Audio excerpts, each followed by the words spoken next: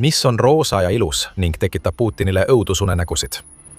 Ukraina uus rakett, mis muudab mängu mitte ainult Ukrainas, vaid kogu Euroopas. Ukraina on just teinud midagi, mida isegi Euroopa tugevamad riigid ei suutnud teha, ja see tähendab, et Venemaal on tõsine probleem. Ballistiliste rakettide strateegia, mille Kreml oli Ukraina jaoks välja töötanud, on nüüd kildudeks purunenud. Midagi roosat ja võimsat on tulemas Venemaa kõige surmavamate rakettide vastu ning see paneb Putini ülejäänud juukseid peast rebima.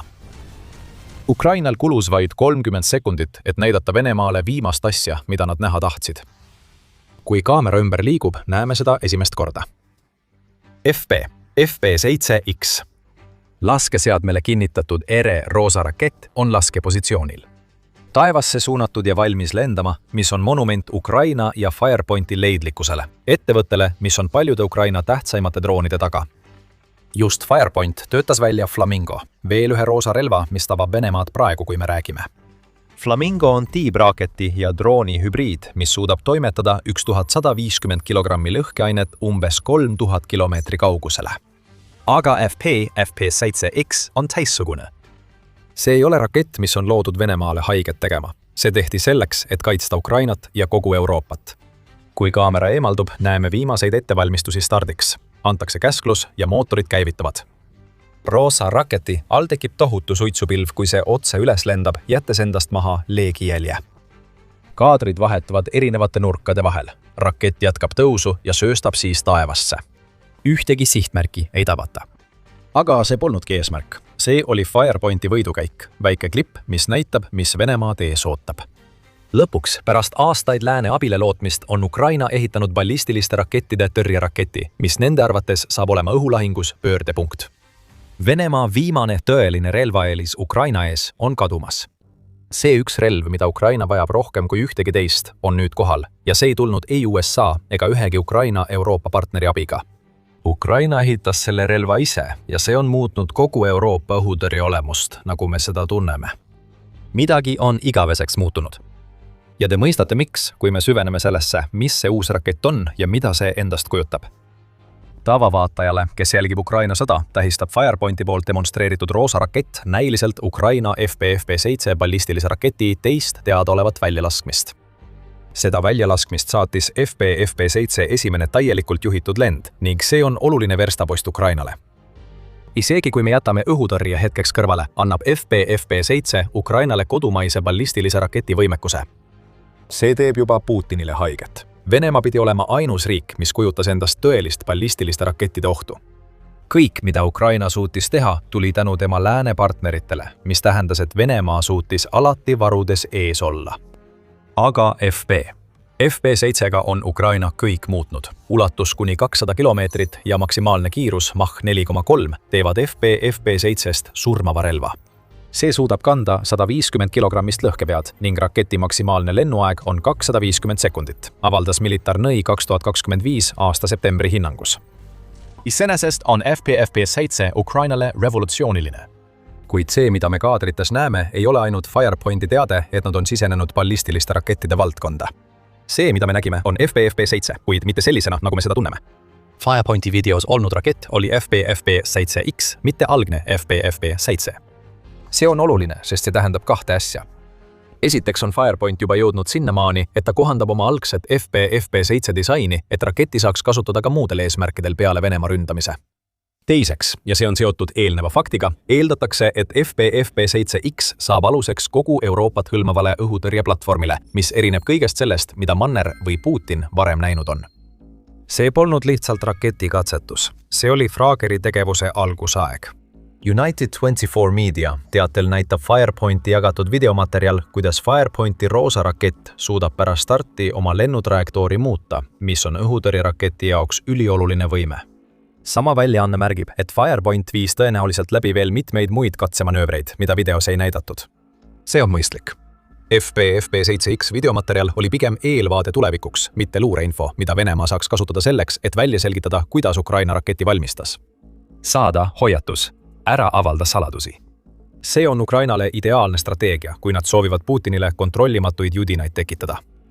Venemaa juht eelistaks, et need judinad tooks hoopis väga teistsugune. 30 sekundit ning hirm, mida ta tunneb FP7X-i tegevuses nähes, süveneb veelgi teadmisega, miks Ukraina on oma uusima relva välja töötanud. Roosat raketi poleks olemas, kui poleks olnud Putini sissetungi ning ka Frageri programmi poleks, milles sellel on oluline roll. FP7X ei ole iseseisev rakett. See on osa palju suuremast tervikust, mis hõlmab suurt osa Euroopast. Firepointi kaasasutaja Dennis Stillermanni sõnul, nagu ta mais avaldas, saab Ukraina uus Roosa rakett olema kogu Euroopa hõlmava õhutõrjesüsteemi aluseks, mis annab Euroopale midagi sellist, mida mandril poleks kunagi olnud ilma USA abita. Ja Ukraina ei tegutse siin üksi. Koostööpartnerid üle kogu Euroopa on muutnud FP7X võimalikuks. Infrapuna poolaktiivne sihtimispea, mis paigaldatakse raketi etteotsa, arendatakse koostöös Firepointi ja Saksa õhutõrjetootja Diehl Defense'iga. Pikamaa avastusradari jaoks kasutatakse kas Saab Giraffe 8A4A, Hensoldt TRML4D või Thales Groundmaster 400. Ükski neist ei ole valmistatud Ukrainas, kõik on Euroopas saadaval. Ja see ongi asja mõte. Ukraina Roosa rakett on lahendus väga reaalsele ballistilisele ohule, mida Venemaa kogu Euroopale kujutab. See on märk sellest, et Putini jõupingutused Ukraina liitlaste lõhestamiseks ja abi vähendamiseks, mida Ukraina saab, on läbi kukkunud. Ja mis kõige tähtsam, FP7X tähistab Ukraina arengut pelgalt sõjalise varustuse saajast, tõeliseks partneriks Euroopa liitlastele. See tugineb suuresti Ukrainas 2026 aastal välja töötatud tehnoloogiale, samamoodi nagu Ukraina toetus lääne tehnoloogiale, kui Putin oma sissetungi alustas. Putini eesmärk oli allutada, kuid kõik, mida ta saavutas, oli sõjalise koletise loomine, mida Venemaa ei suuda ohjeldada. Frageri ja programmi aluseks oleva Roosa raketi analüüsis toob Global Defense Corps välja, et üks programmi põhialuseid on Venemaa ballistiliste rakettide ohuga tegelemise kulude vähendamine. Ka Kyiv Post rõhutab sama aspekti, märkides, et FP7X raketi eeldatav hind jääb oluliselt alla $1 miljoni raketi kohta. Euroopa rahastuse ja partneritega, kes soovivad neid rakette võimalikult palju osta, võib Firepoint olla võtmetähtsusega Euroopa jaoks hädavajaliku õhukilbi loomisel Venemaa vastu. Ukrainal võib samuti olla asendus Patrioti tõrjerakettidele, mille iga rakett maksab üle $4 miljoni. Piisavalt surmav, et hävitada ballistilisi rakette veerandi Patrioti hinnaga, kõlab juba praegu hea diilina Ukraina ja tema partnerite jaoks. Ja nii kummaline, kui see ka ei tundu, isegi roosa värvi valikul raketile on praktiline eesmärk. Firepoint ei valinud seda värvi selleks, et Putinit alandada, ega ka sellepärast, et see oleks ettevõtte kaubamärk pärast Flamingo arendamist. Roosa on valitud sellepärast, et see värv muudab raketi jälgimise lihtsamaks ning aitab ka koristusmeeskondadel pärast tabamust rususid leida, tagades, et Ukraina saab kõik ära koristada enne, kui Venemaal on võimalus Firepointi uute õhutõrjerakettide jäänuseid kätte saada. See kõik on nüüd väga põnev nii Ukraina kui ka kogu Euroopa jaoks. Kuid Firepointi FP7X demonstratsiooniga kaasneb üks oluline märkus, mida tuleb mainida. Kui Firepointil ja Ukrainal on tõesti olemas Vene ballistiliste rakettide hävitaja, siis on mõned asjad, mida me peame FP7X puhul nägema. Üks neist on selline manööverdusvõime, mis on vajalik ballistiliste rakettide jälgimiseks ja tabamiseks. Seda tüüpi raketid ei ole nagu droonid või tiibraketid. Pole piisav, kui tõrjerakett plahvatab lihtsalt läheduses. Tabamusega hävitamise võimekus on hädavajalik. Ja selleks, et FP7X oleks Venemaa ballistiliste rakettide varule tõeliseks ohuks, peab see olema piisavalt manööverdatav, et anda kiiresti liikuvatele rakettidele otsetabamusi. Tundub, et Firepointi Roosa raketil on vajalik kiirus olemas. Kui sellele lisada korralikud kursikorrektsiooni võimalused, siis on Ukrainal tõsine võimalus edu saavutada. Eeldades, et FP7X suudab liikuda nii nagu vaja, on FP7X tõus tõeliselt märkimisväärne nii Ukraina sõja kontekstis kui ka Euroopa kaitses Venemaa vastu. Miks? Enne kui sellele küsimusele vastame, tuletan kiiresti meelde, et te vaatate saadet The Military Show. Kui see on selline ülevaade, mida soovite näha, siis veenduge, et olete kanalile tellitud, et ei jääks ühest videost ilma. Alustame nüüd Ukrainast. Putin on loonud Ukrainale tõsise ballistiliste rakettide probleemi, mis vajab lahendamist pigem varem kui hiljem.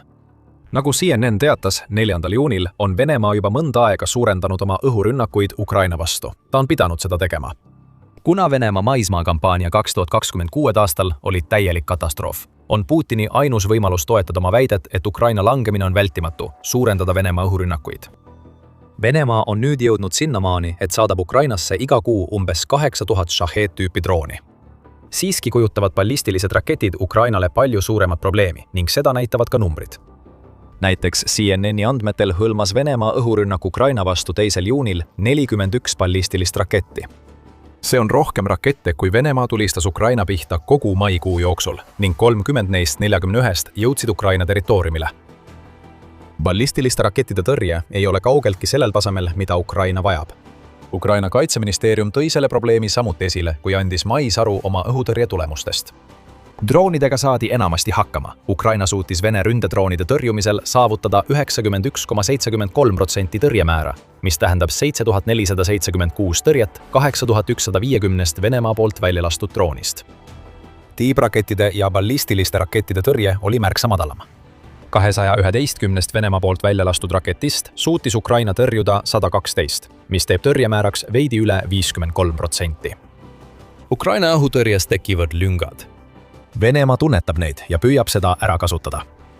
Ukraina sõjaväeluure andmetel suudab Venemaa nüüd välja lasta umbes 100 ballistilist raketti kuus, säilitades samal ajal oma olemasolevad varud stabiilsena. See on Ukrainale suur murekoht. Ligikaudu 50% tõrjeedukusega tähendab see, et igal kuul võib Ukraina territooriumile langeda 10 ballistilisi rakette. Selle madala tõrjeedukuse põhjuseks on probleem, millega Ukraina on silmitsi seisnud alates sellest, kui Putin oma sissetungi alustas. Patriot-rakettide varud ei ole kunagi seal, kus Ukraina neid vajab. The Guardiani 2 juuni artiklis paljastas Peter Beaumont, et Iraanis toimunud operatsioon Epic Fury on loonud Euroopas haavatavuse akna. Umbes kolmandik nende tõrjerakettide varudest, hinnanguliselt 1100 raketti, on juba ära kasutatud. Ukraina tunneb seda probleemi teravamalt kui enamik teisi. Patriot-tüüpi raketid ei ole mitte ainult äärmiselt kallid, vaid neid on nüüd ka vähe saada. Ukraina sõltub USA-st ja oma lääne partneritest, et need väga vajalikud raketid tarnitaksid, et tulla toime Venemaa ballistilise ohuga. Aga kui neid rakette kasutatakse mujal, ei saa Ukraina neid endale. USA ei loovuta oma varudest ühtegi raketti, kui ta ise neid veel kasutab. See avaldab mõju ka Euroopa riikidele, kes nüüd kõhklevad rohkem Patrioti rakette Ukrainale andmast, sest nad ei tea, kas ja millal nad saavad oma laovarusid täiendada. Operatsioon Epic Fury tekitas šokilaine Euroopa õhutõrjesüsteemides. FP7X esitletakse lahendusena selgele sõltuvusele USA tõrjerakettidest, mis teeb Euroopat murelikuks ja kahjustab aktiivselt Ukrainat. Kui Ukraina jääks lihtsalt status quo juurde, nagu Putin kindlasti tahab, et riik teeks, siis seda ballistiliste rakettide probleemi ei lahendataks kunagi. Seda ütles Ukraina õhujõudude staabi pressiesindaja Yuri Ignat, kes märkis 2. juunil, et õhutõrjerakettide piiratud ülemaailmne tootmine tähendab, et Ukraina seisab silmitsi vajalike vahendite puudusega seni, kuni sõda kestab. Vähemalt nii on see siis, kui Ukraina ise midagi ette ei võta. FP7X on see, kuidas Ukraina midagi ette võtab. Operatsioon Epic Fury saatis šokilaine läbi Euroopa õhutõrje. Kuid Ukraina kohese vajaduse taga rohkemate õhutõrjevahendite järele peitub veelgi suurem probleem. Euroopa sõltub oma õhutõrje osas Ameerika Ühendriikidest peaaegu sama palju kui Ukraina ja just sellepärast Frager üldse eksisteeribki. Euroopa soovib õhutõrje vallas Ameerika Ühendriikidest sõltumatuks muutuda, mistõttu Ukraina FP7X arendamine on sama palju kogu Euroopa taeva kaitsekilbi loomine kui Ukraina enda vajaduste rahuldamine Venemaa ballistiliste raketirünnakute vastu. Vaatame nüüd hüpoteetilisse tulevikku. Kuidagi õnnestub Venemaal lõpuks Ukraina alistada. Kui tema missioon on täidetud, pöörab Putin oma tähelepanu ülejäänud Euroopale, eriti Euroopa NATO liikmesriikidele, keda ta süüdistab Venemaale probleemide tekitamises. See on Euroopale tohutu probleem, sest ta sõltub USA-st. Nagu Euromaidan Press märgib, ei tooda Euroopa mandrina raketikaitsesüsteeme suures mahus.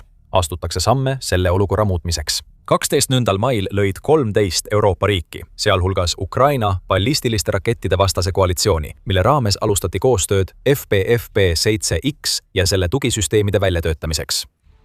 Aga praegu sõltub Euroopa liiga palju USA tehnikast, mis tekitab selle haavatava perioodi, millest Beaumont rääkis. USA toodetud raketitõrjeraketid, mida Euroopa enda kaitsmiseks vajab, enam ei saabu.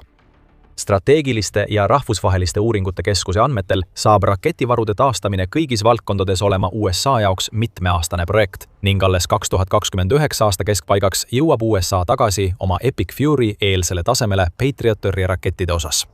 Ja see eeldab, et operatsioon Epic Fury ei puhke uuesti.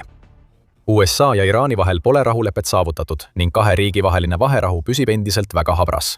Vaenu tegevuse taaspuhkemine kulutaks veelgi rohkem Patriot-rakette, mis asetab USA-st sõltuva Euroopa õhutõrjestrateegia veelgi halvemasse olukorda. Euroopa vajab FP7X-i sama palju kui Ukraina.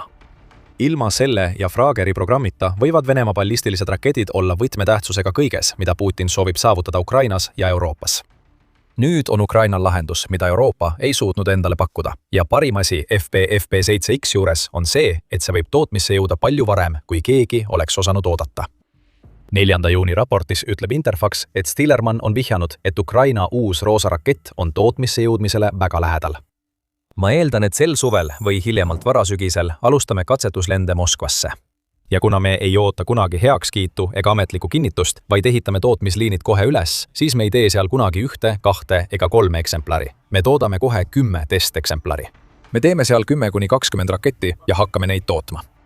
Kui meid on ametlikult kinnitatud ja kui nad meid ostavad, toodetakse seal juba 10 eksemplare, kinnitab 5 Pointsi kaasasutaja. Stillermann räägib siis FP7-st.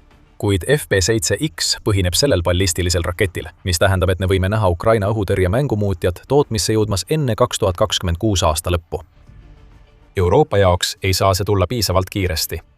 Venemaa on suurendanud oma ballistiliste rakettidega seotud retoorikat, mis teeb vastumeetmete vajaduse pakilisemaks kui kunagi varem. Mais kiitis Putin uue mandritevahelise ballistilise raketi Sarmat katsetamist.